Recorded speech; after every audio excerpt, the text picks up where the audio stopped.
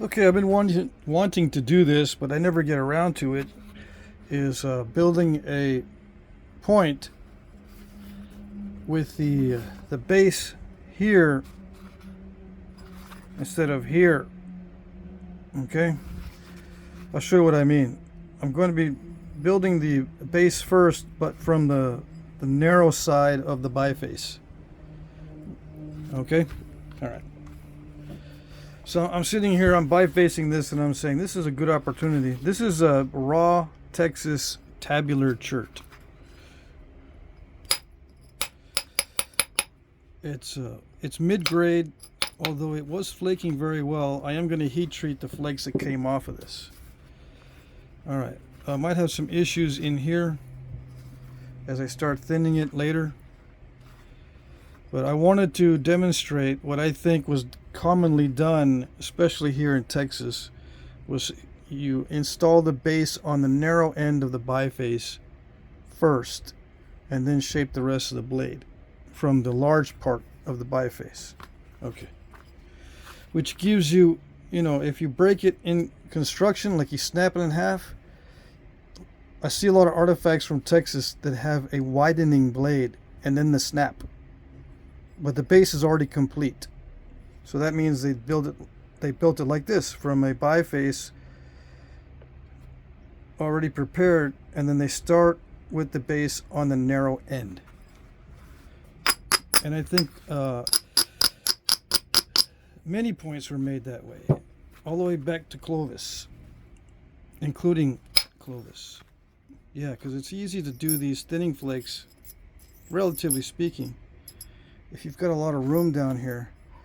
And I'm going to make a Pedernales or a Marshall, right, with these thinning flakes.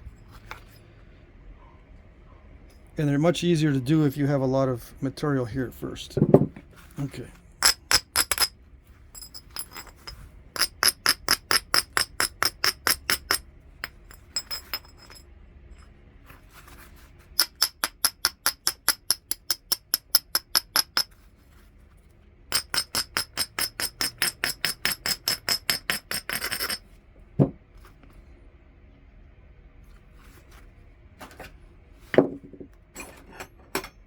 So I'm using aluminum. This is a 1/2 inch aluminum rod.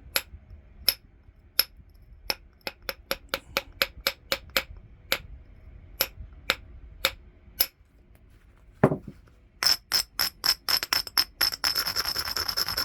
going to do this almost the whole thing with nothing but indirect percussion until I get to the end.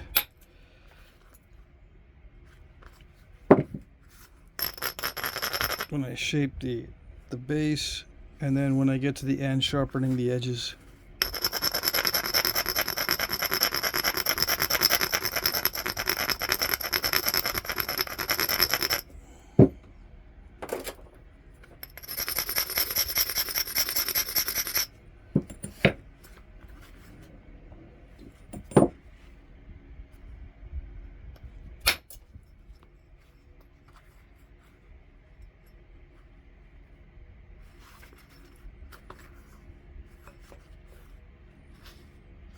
Yeah, we'll get to that later. Unfortunately, it stepped on me right there as I was doing that thinning flake.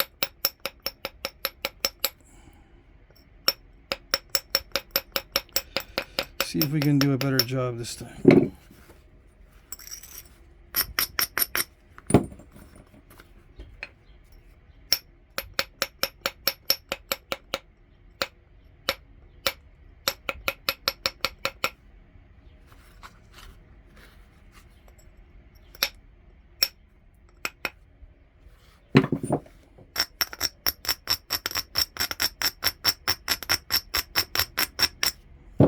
I tend to do a better job the more irregular the edge is. I don't know why. I make a perfect platform, and so it's best not to make a perfect platform for me.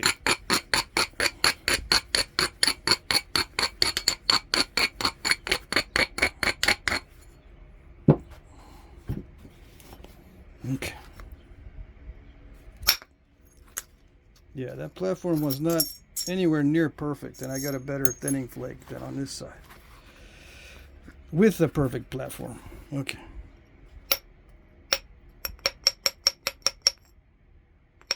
I got a step fracture that I'm worried about because I don't know if I'll be able to power through that.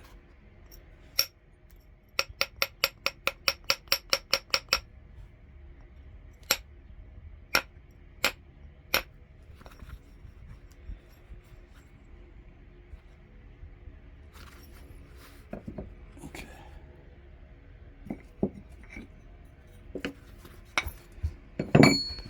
All right, let's see.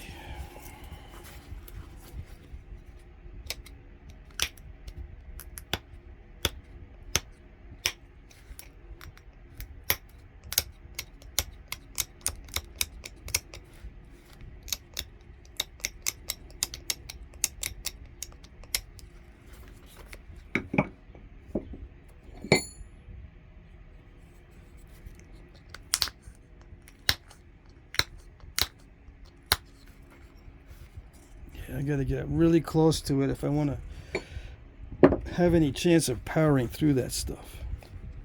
All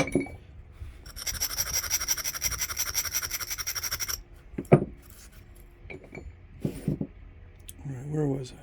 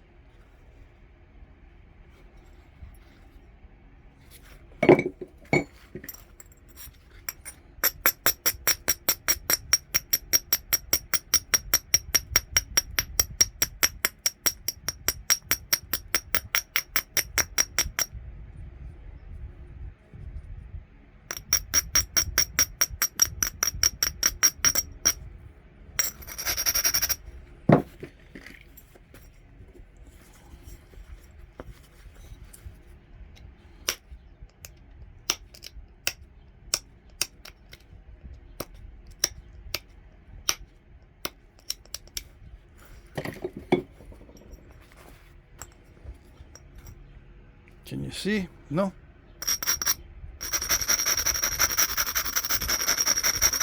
I might zone out, you know, during this process because I don't really feel like narrating.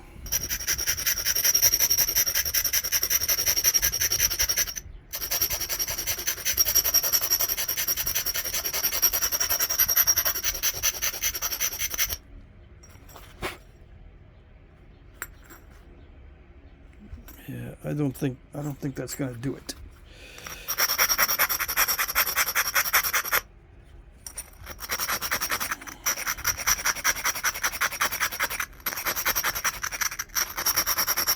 Instead of taking it back more, I'm just grinding it more as a shortcut. You know, instead of taking out more of the concavity to thicken up that edge. I need a thick edge to get through, to power through that.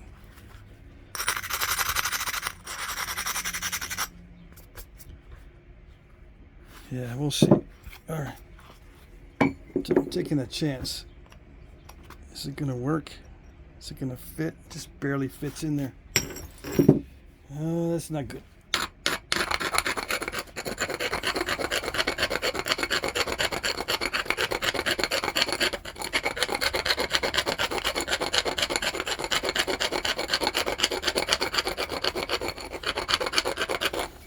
I could use the other end. Let's see.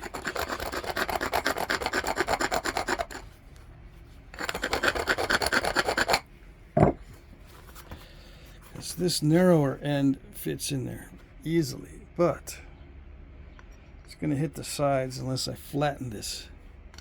But this one, it's rounded, so it should just concentrate the force in the center. But it's too fat.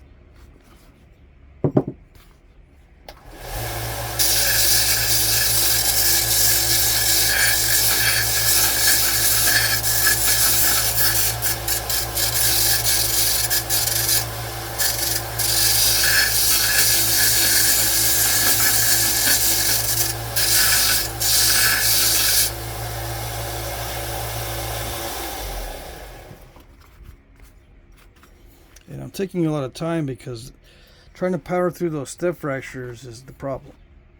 So it's got to be perfect, or almost perfect.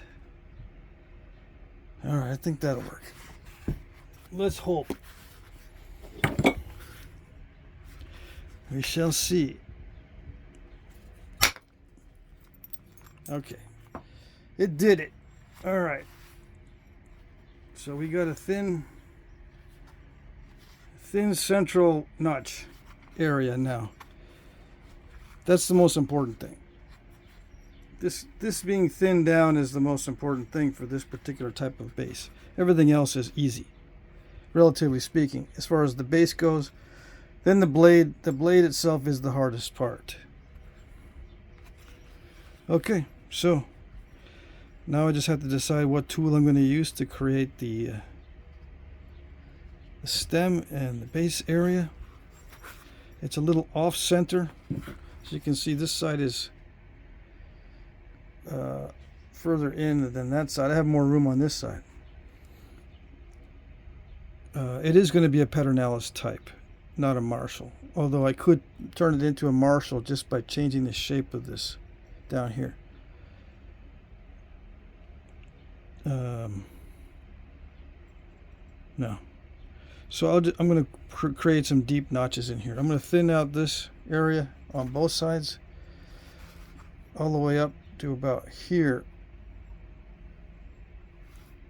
so I can put in the notches and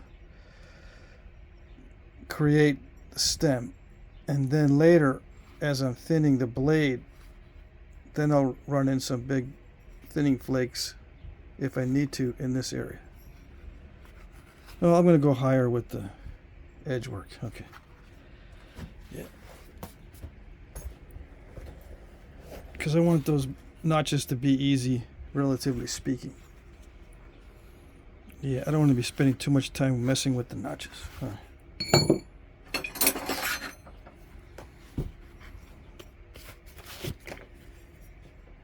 I got to be careful because the base area, the stem area is now thin, so I've got to be aware that I could break off these ears easily. So I switch down to steel and a smaller diameter. That way I'm not powering off these big old flakes that would have the potential of snapping it. I'm powering off some big old flakes, but it doesn't pull like the aluminum. The aluminum will pull those ears right off.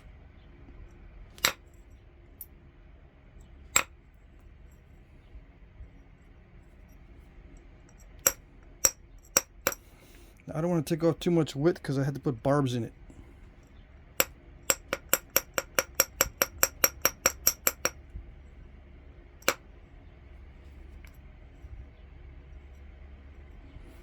But I want it to be symmetrical. I could tip it this way. Take this ear back. See, tip it and put the point here instead of there. And that way it widens out this area. See what I mean? Slightly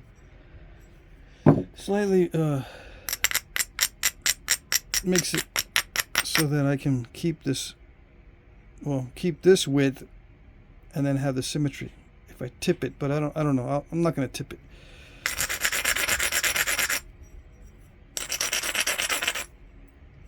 Yeah, I like this being the center right here. I don't want to move where the tip's going to be.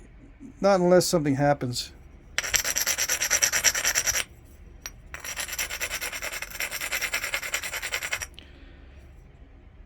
And that's something being a big mistake somewhere, then I have to shift the whole thing just to, realign the symmetry. Sometimes a big old chunk gets taken out of the side, and I gotta realign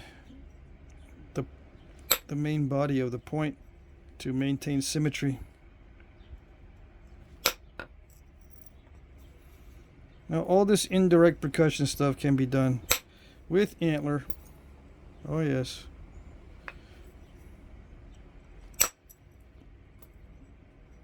But it doesn't have to be. The main parts of how to do this in flint knapping is the strategy, not the tools. Although the tools are an enormous part, I can't deny that, obviously. But the main part of knapping is the strategy. You adapt to whatever you have available for tools. The main part is the strategy behind the overall point design. I can't see. I'm blending too much into the background, so I need to put in a darker background. All right.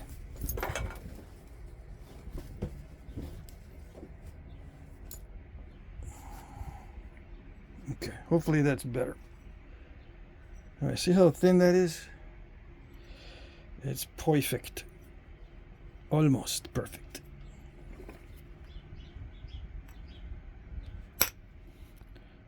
I hesitate to say perfect. Yeah. Nothing's perfect in flint knapping. As soon as you start getting that mindset that you're going to make something perfect, you start messing it up. Even though it might look perfect, don't admit it. The stone will take advantage of it. And it'll say, oh, he's overconfident now. I got him. I got him where I want him. Yeah.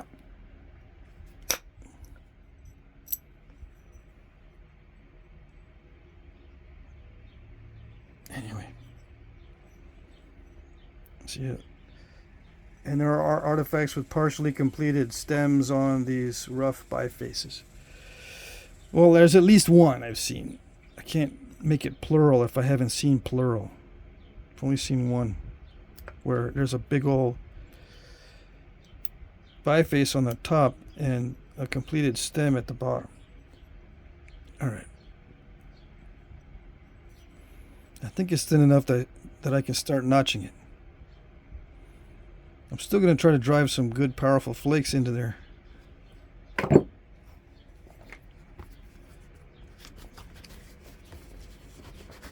But yeah, it's notch time. All right.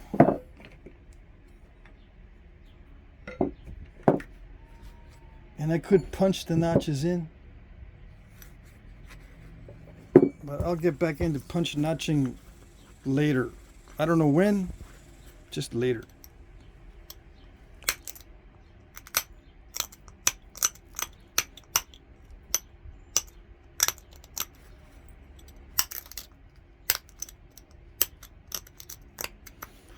Yeah, this base is a little bit wide for Pedernales.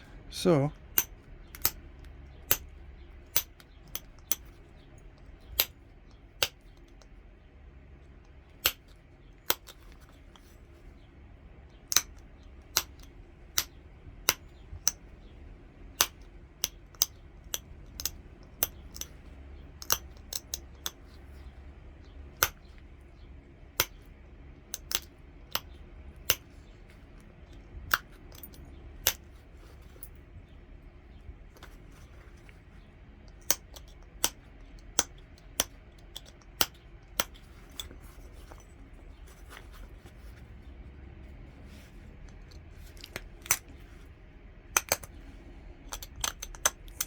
I think this is tough enough that I have to use.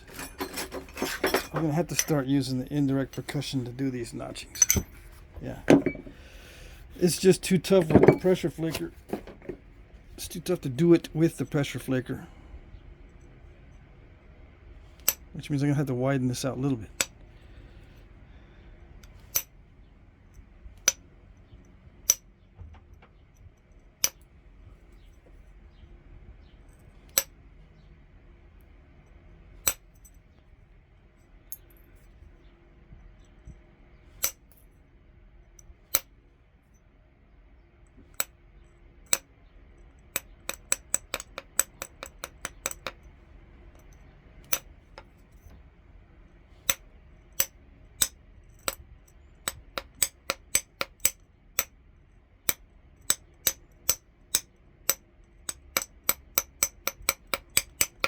Why so careful? Because I'm preparing the edge for the next strike. At the same time, I'm trying to remove a little bit.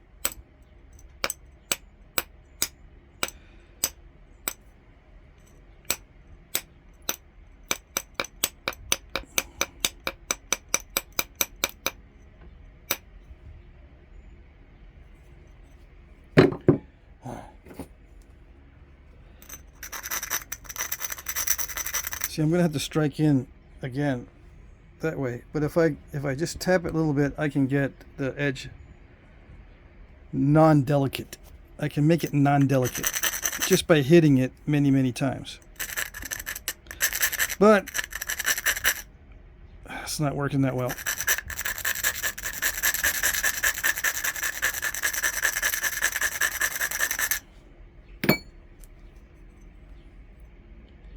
Let's see. Yeah.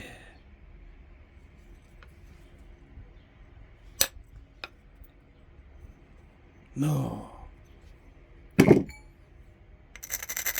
No steps. Not supposed to.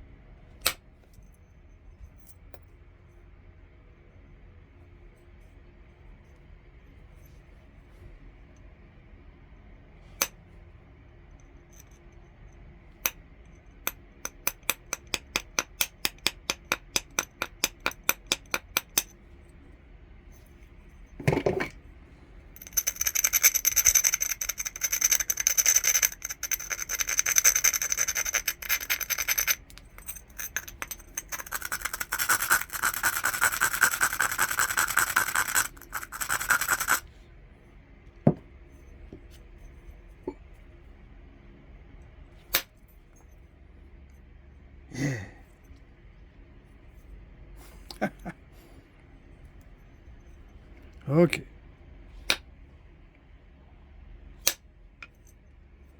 Yeah.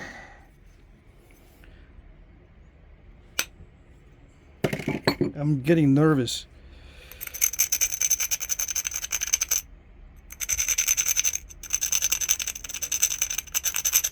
This could go south, so to speak, at any time.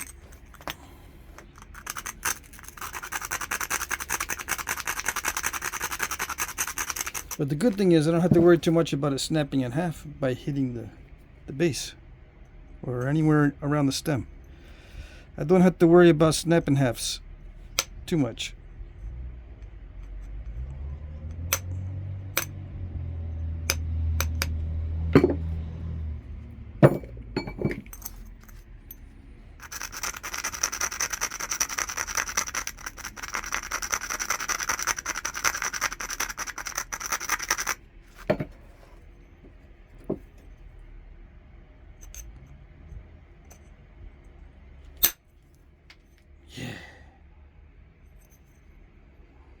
Big pop outs.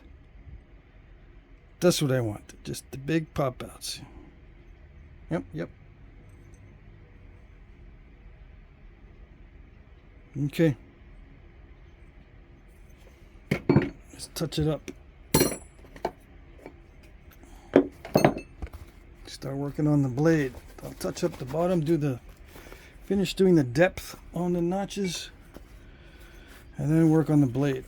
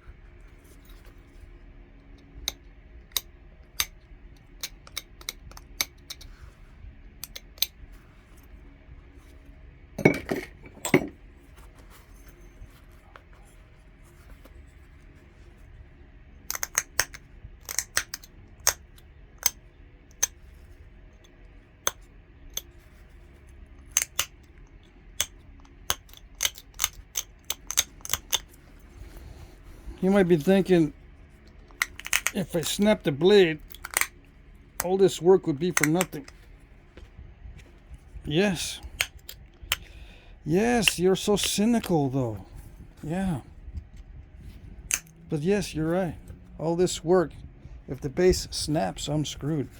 I mean, if the blade snaps. Yeah.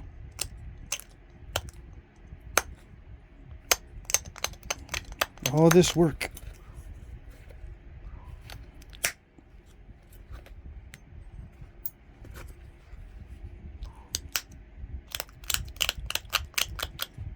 But it's not actually not that difficult to do this work down here first.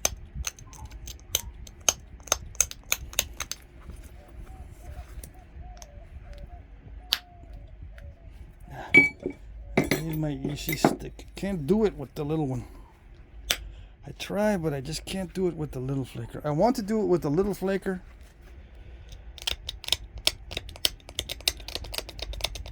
I can't. Why with the little one? It's just more comfortable than with the Ishi stick. Yeah. I don't know why.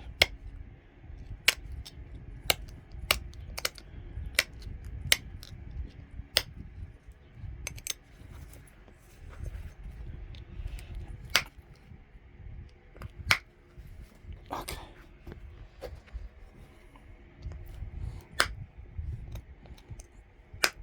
No, not doing it. I didn't send in thinning flakes well enough. It would appear. It would seem.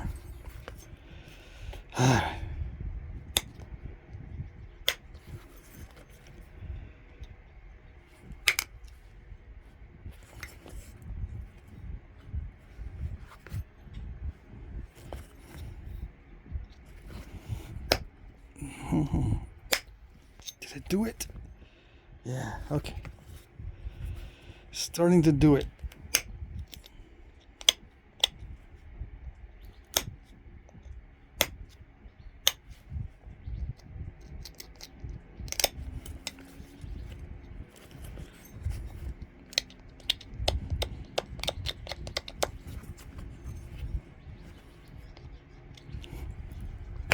Oh, come on.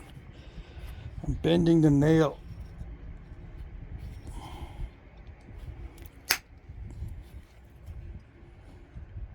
How did they do it back in the day?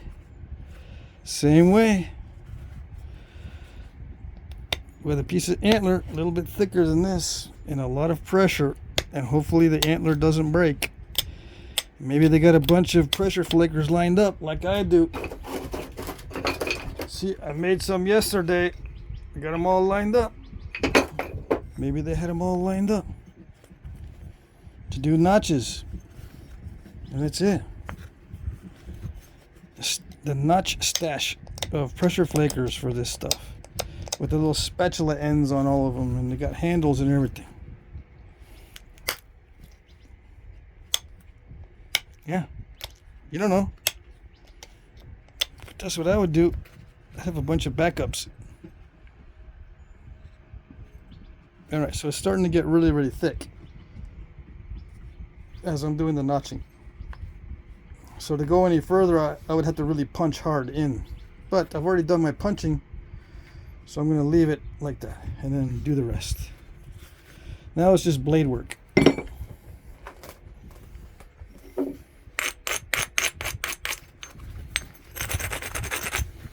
Do I leave the base that way? Yeah, I could straighten the sides out on the stem, but I've seen them like this too.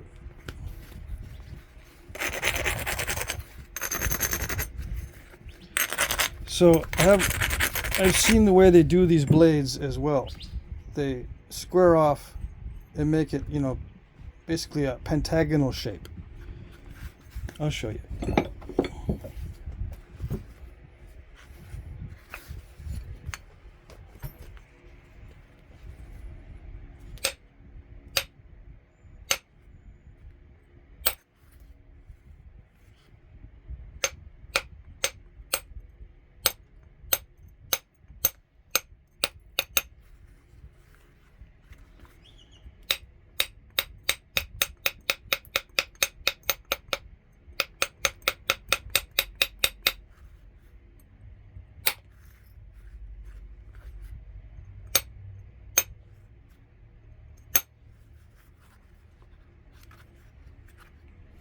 So when you make it pentagonal, it gives you some nice areas to strike inward like that, straight from the side.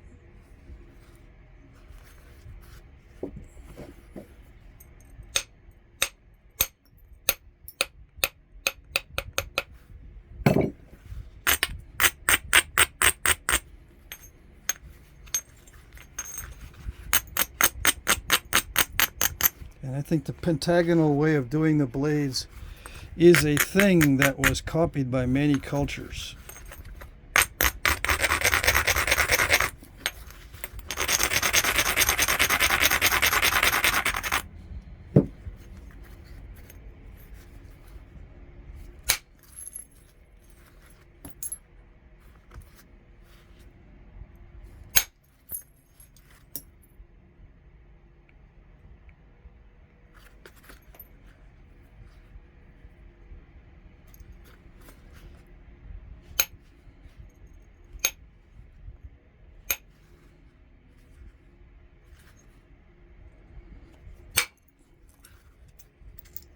It didn't do it, but I caught that flake. Hopefully I can hit it again.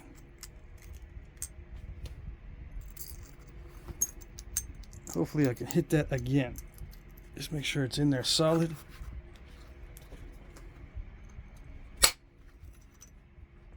Voila.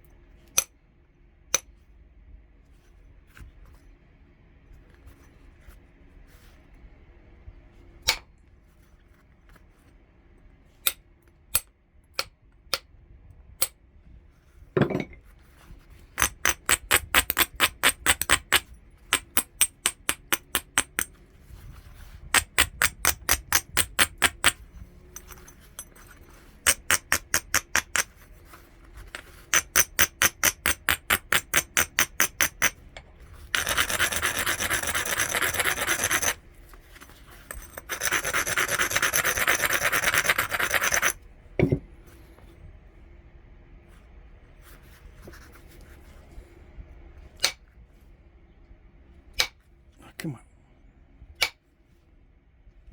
Don't tell me I ground it down too much.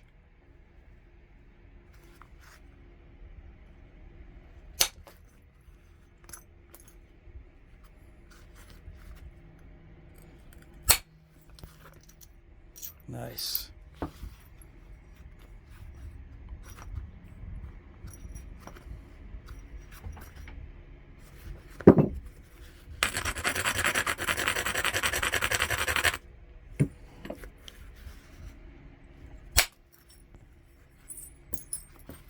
Nice.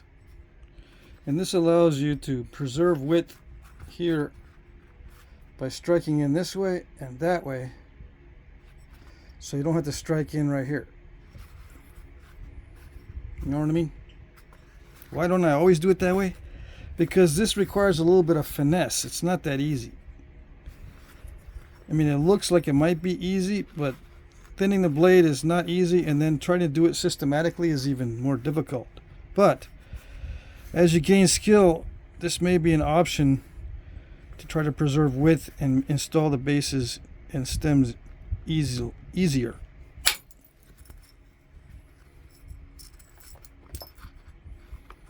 Yeah, I hope we don't go to the islands on this one.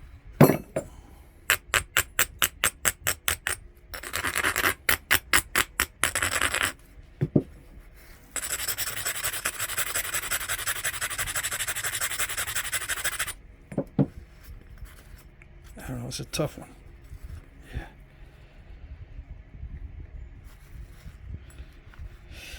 Yeah, I don't know. That's too far. That's too far to travel. So hold on.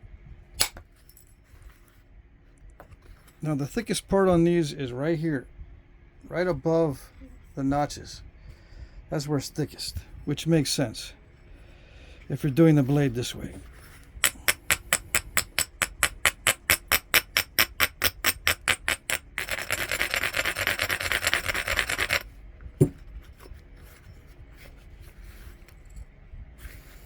Yeah, I said that's too far, but I'm still going to take the chance.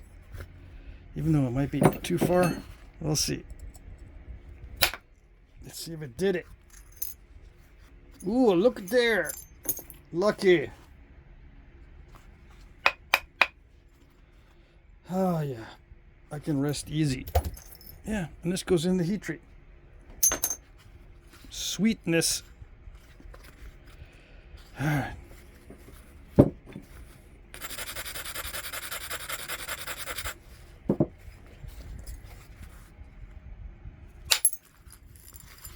Yeah, I got those big old thinning flakes. That's what I wanted. Okay. Luckily, it is cooperative.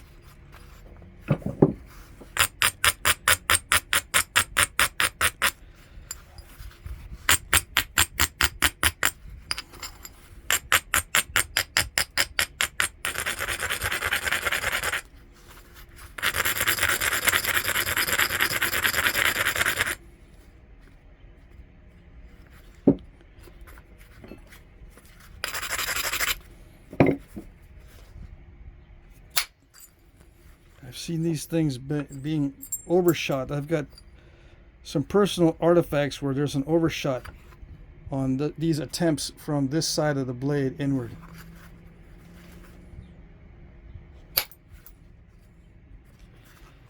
Ouch. All right. Careful, careful.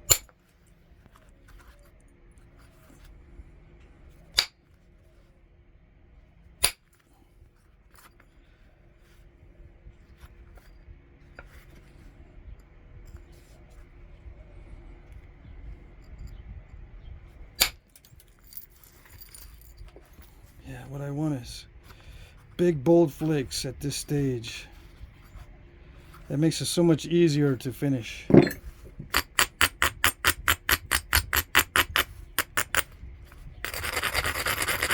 If I just do little bitty flakes inward, it creates islands and all kinds of stuff in the middle. But the big, bold flakes clear it out nicely and thin it down nicely.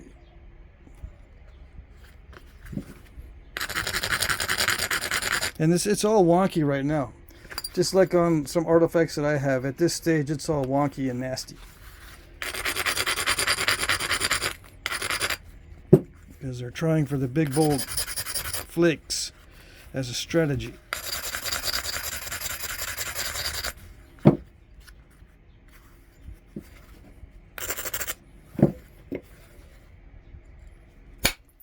See if it did it. Yes. I want them to go halfway or more. Yep. Halfway or more. It's kind of a crackly raw stone, so it's not going to be perfect.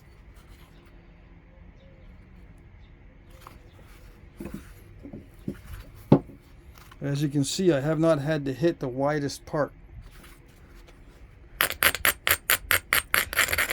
But I've tried doing this before, years ago, and I didn't have enough finesse to pull it off.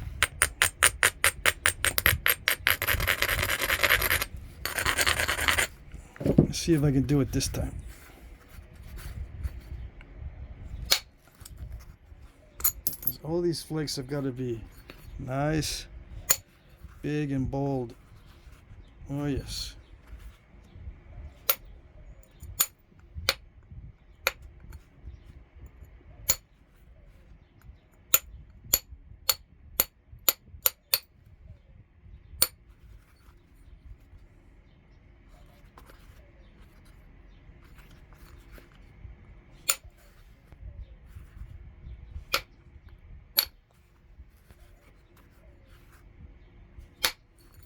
That's the first time I've had to hit that widest part. I do have to take it down a little bit because it has to be sharpened. But the width is preserved.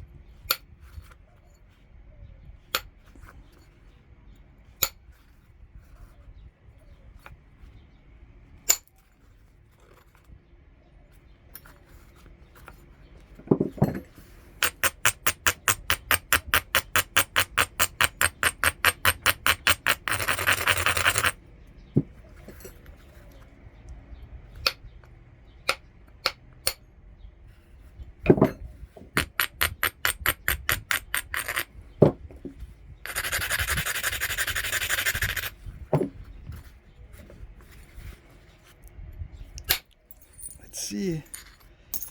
Not too shabby.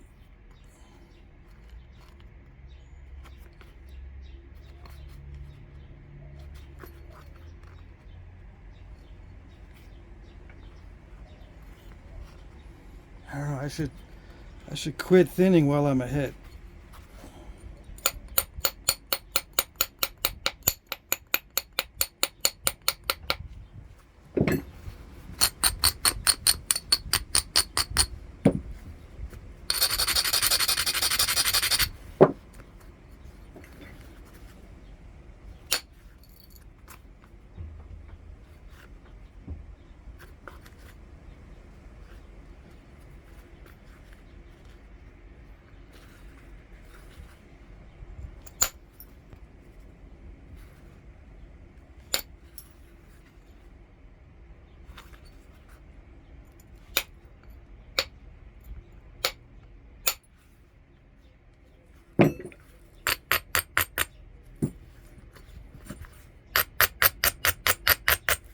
Excuse me while I zone out and try not to mess this up.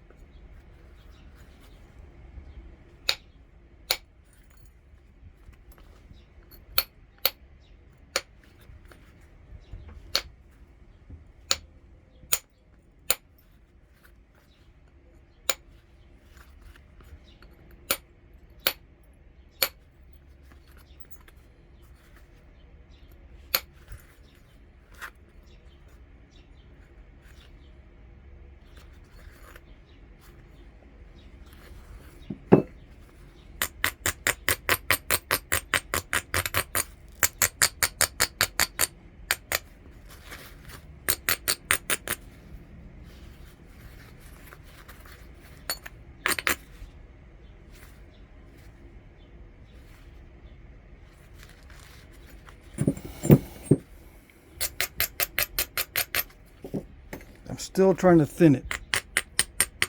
Just a few more areas.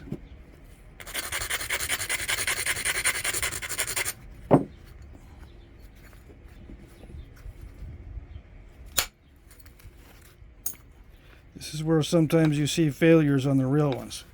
Just toward the end of the thinning process. So, no pressure.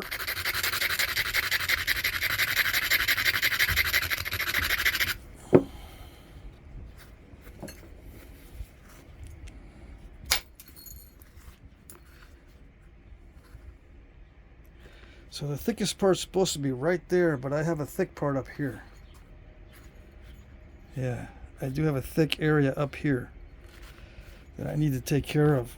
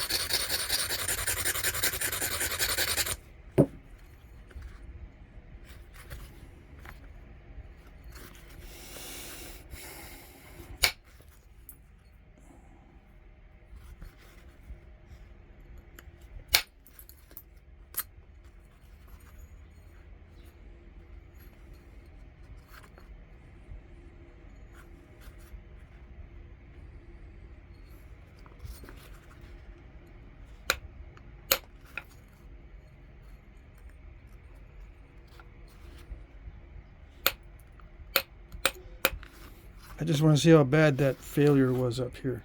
As long as I don't have a crack going into the whole piece, I'm alright.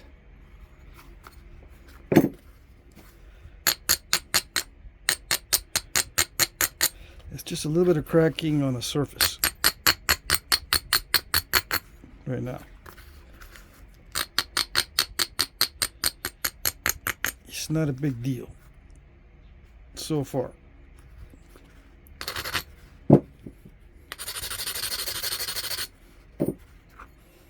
I should get the steel out for the tip. Take the glove off for the added protection of, or the added sensitivity. Not protection. You know what I mean. Don't get no ideas. Okay. Here we go. Did it do it? Oh, it kind of did, but I got a rippling effect. Now you decide to do the ripple? Now you decide? I still have a thick spot right there. I'm just going to have to leave it in, I bet.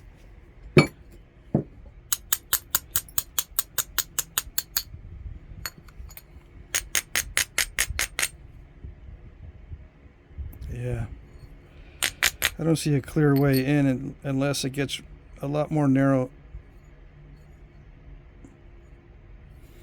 Anyway, when they reshape these to sharpen, they would send in more thinning flakes. Yeah.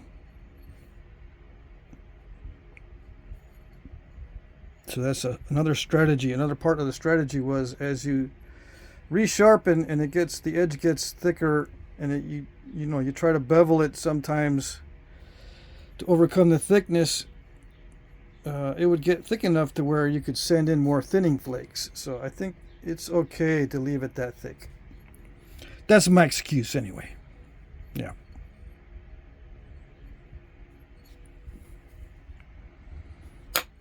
But I wouldn't say that unless I saw it on the artifacts, which I do. You see the thinning flakes on the resharpened pieces. Right next to the resharpening, you see a big old thinning flake being removed on the resharpened pieces. So they weren't just resharpening the edges, they were flaking to thin it down as they were resharpening. All right. So you got to have some meat in there, so I'll have some meat in there. Yeah.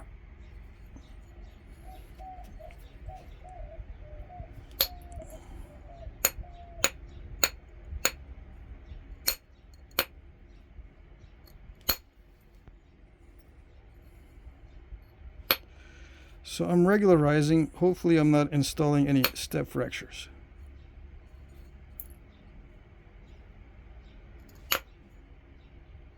That was a close one. That felt like I stepped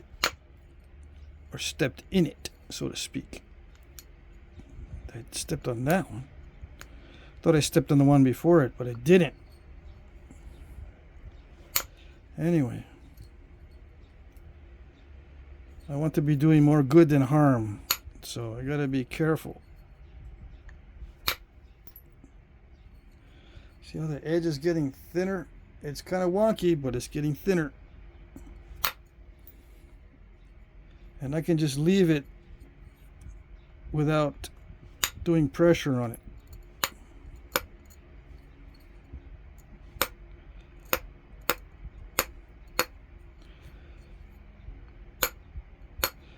But it's sharper if I do some pressure flaking, but I might just leave it without doing any pressure on it.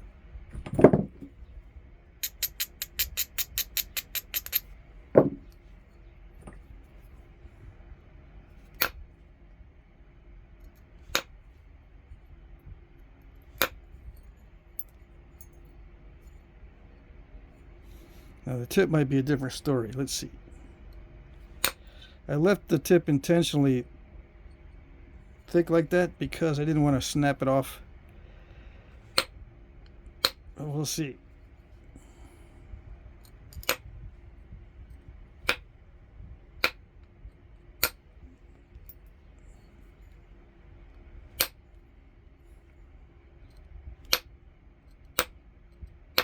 There's more than one way to remove a flake with percussion. You can hit a ground down area, or you can hit a previous flake scar area. So I'm doing both on this. I'm looking for previous flake scar areas and ground down areas to remove flakes that'll thin the edge. And when I see nothing, I'll grind it. But I'll brush it and grind it. Brushing removes little bitty flakes, not just dust.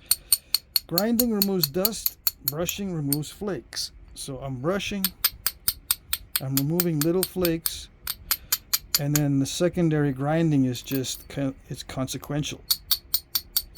Primarily I'm trying to remove little flakes, which scopes the edge faster than trying to grind it with only grinding. Alright, so I thinned down the tip with percussion. Now I think I'm going to do the rest with pressure. I could send in some more thinning flakes. I don't want to risk it, especially in this crunchy area. I could easily mess up this whole area in here by trying to send in some flakes from this thin edge. You know what I mean?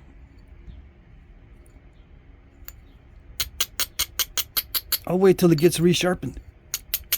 But wait, someone's going to buy it before then, because it'll be available in the auction. So, you're just going to have to keep it in a pristine state, or do the resharpening and further thinning yourself. Yeah. I don't know what you guys do with these. I think most of them go on display or something.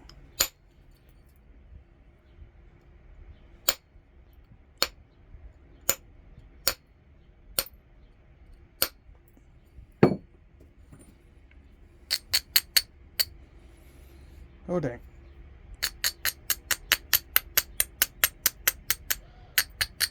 No big deal. I'm happy that I didn't break it. Although I could have thinned down this a little bit better. I can send in more flakes. If I make it more narrow, I can send in more flakes and then flatten that out right there and make this the thickest.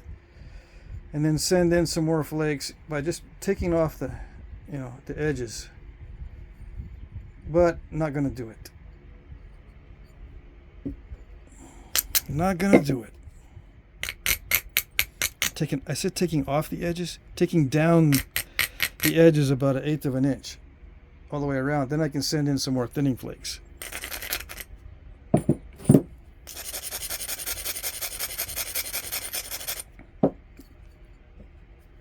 I'm only concerned with the very edge for now.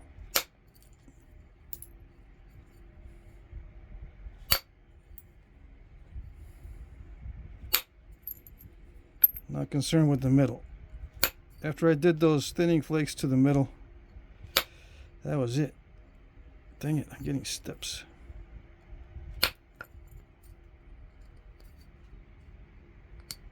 Yeah, I'm getting steps.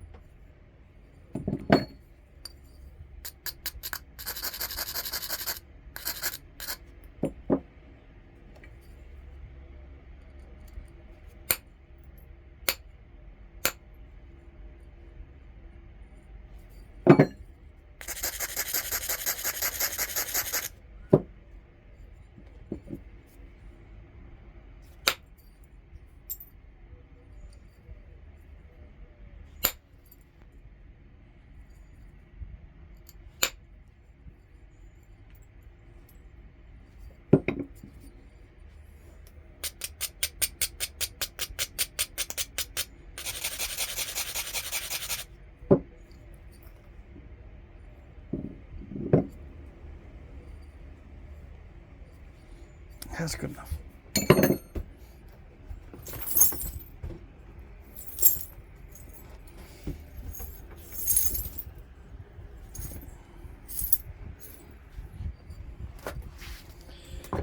Okay.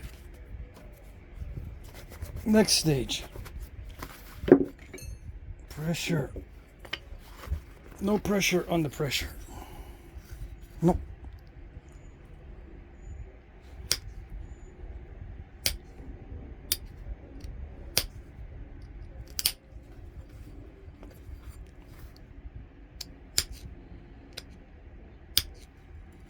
And most of this pressure flaking is going to be mainly at the tip. Yes, yes.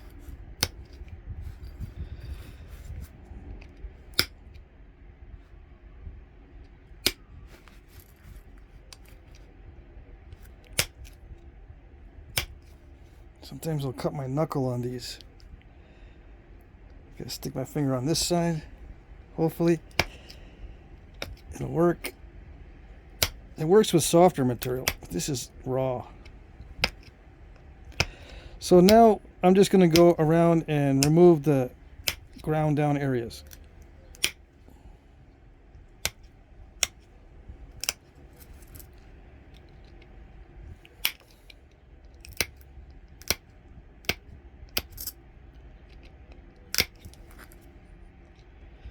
Which in theory is easy to do because that's where it's easy to push off flakes. But sometimes it's not easy. Because you get step fractures and stuff. It's still a little wonky, this edge. But I don't care.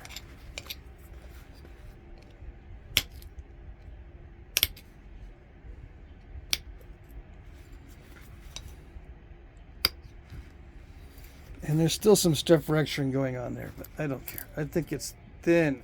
I like it. Thin enough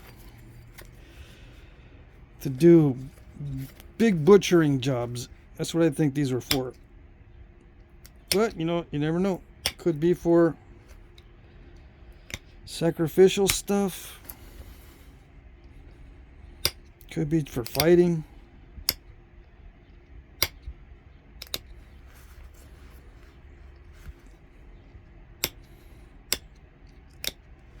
Could be for cutting up your favorite steamed squash or whatever they would eat.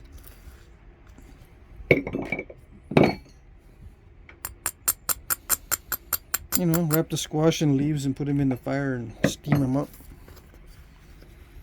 Then cut them open, slice them. Yeah.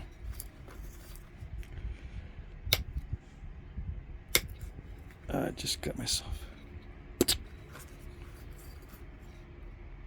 Just a superficial one on that one, but enough to make you go, ugh. Yeah, kind of, getting a little close. Too close for comforts. All right, we're almost there. Yeah, we're gonna be there yet soon.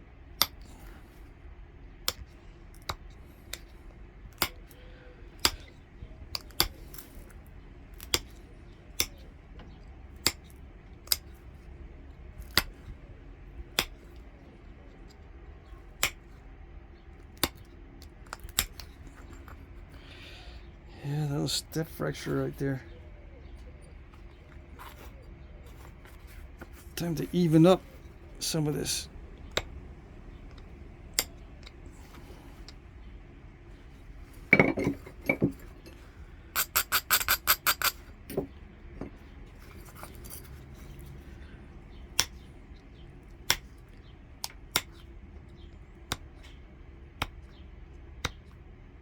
Come on. Come on. You're not that tough.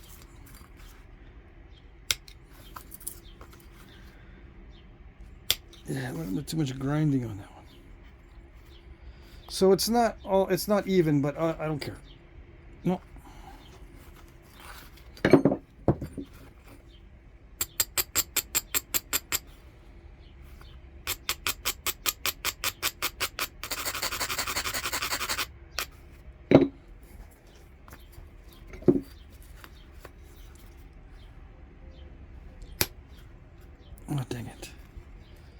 what I get for trying to remove steps and install new ones.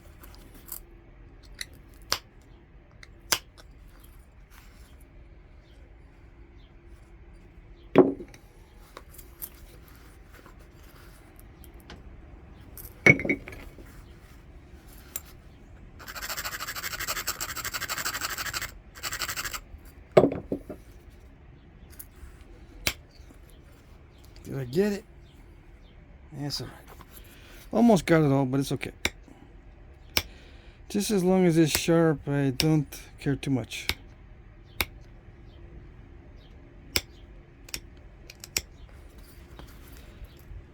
And a lot of these edges on the real ones weren't this nitpickety. You know, you don't have little bitty flakes. You've got what appears to be a bigger tool doing these, either with pressure or percussion. These touch-up flakes, I can't tell on my artifacts if they're pressure or percussion touch-up flakes.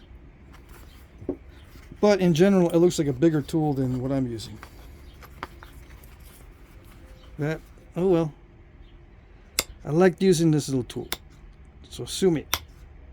Besides, it makes it look less real in a way that only us professionals can figure out.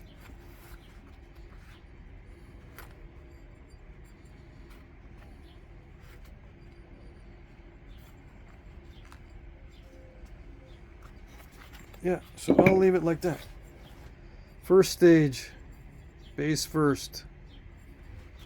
And then as it gets dull, they resharpen it. And it becomes more of a familiar shape, like this other one. Okay? Yeah, you lose some of the barbs as you sharpen it. And it, you know, you lose a lot of the sides.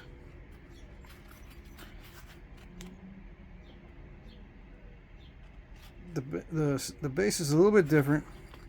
The stem is a little bit different. But same basic concept. I could have made this stem a little bit more narrow and had more room for these notches on the barbs, but I didn't want to make it too narrow because then it looks kind of funny. You know, when a little teeny base and a big old fat blade. But the way that these were hafted, I believe, is on a knife handle. Right? But the knife handle goes in much further into the blade itself, and you wrap down here up on the blade. So all this lower portion is wrapped, and all you have exposed is these areas here. And these are the ones that tend to get sharpened. So you'll see that this area is not touched on a lot of these. And the resharpening starts just about there. These little barbed areas are not touched very much until the very last. So they'll start resharpening like from here up on either side and then leave these. And I think these were wrapped. You know, the whole bottom part was wrapped. You know, the stem wrapped here, but then they went up on the blade over the top of the wood with a deep notch in the wood. That way it holds it very firmly.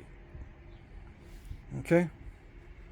And I think the handles were shaped like this because it's very easy to handle. Yep, very easy to handle the handle. And it mimics a larger blade that would be solid stone. You know, one of those big dance blade looking things. Okay? All right. There you go. Over an hour. Yeah. It's an early nap time for you guys. Sunday. Hope you guys are having a good weekend.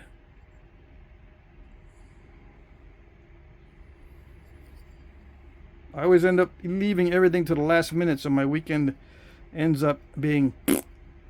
Yeah. I've been using the word quite a bit lately, but I like it. Okay. There you go.